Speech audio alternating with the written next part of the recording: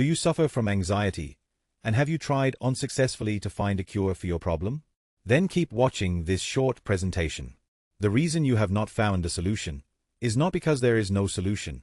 It is because you have not stumbled upon a method that is the only true cure for anxiety. Unfortunately, you are in the same boat as many who suffer from anxiety. There are two separate aspects to what we term anxiety. The first is the belief in your emotional mind that you are unsafe, that you are under threat in some way. And the second, the unpleasant physical symptoms in your body. The way you feel physically is the way you are supposed to feel, considering that you subconsciously believe that you are in danger. The unpleasant physical symptoms you feel in your body are the result of the additional surge of adrenaline released in your body to give you additional strength to fight or flee from a perceived threat. In general, when anxiety sufferers seek help for their anxiety, it is to rid themselves of the unpleasant physical symptoms. However, the symptoms are not the problem. They are the symptoms of the problem, which is the belief that you are not safe. This is why anxiety sufferers tend to suffer long-term with anxiety. The help they receive, whether through drugs or conventional therapy, is focused on lessening the physical symptoms. But as long as you subconsciously believe that you are under threat, you will feel the physical symptoms. You are hardwired for this to happen. So the only true cure for anxiety is to undo the belief that you are unsafe or threatened. I will now give a brief description of the nervous system.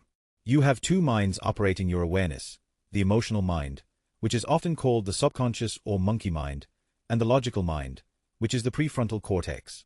You are not aware of this, as you have just one awareness. A good analogy is your vision. You perceive one image when in fact, there are two images, one from each eye. You become aware of this when you have double vision. In effect, you have two minds sharing the one body. So you could have a bodily response created by your emotional mind, but have no conscious idea why this reaction is created.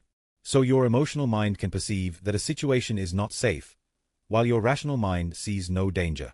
You must have a little understanding of how the emotional mind works to understand the dynamics of anxiety. Rationally, we use language and imagery in making decisions.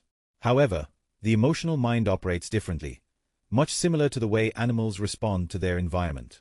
Let's look at an example. The young girl sees a mouse going along the skirting board and is curious. Then her mum jumps up on the table, screaming and calling to get the mouse out. At that moment, the emotional mind creates the belief that the mouse is dangerous, and creates a fear of the mouse. This is contextual learning, as there are no rational reasons as to why the mouse is dangerous.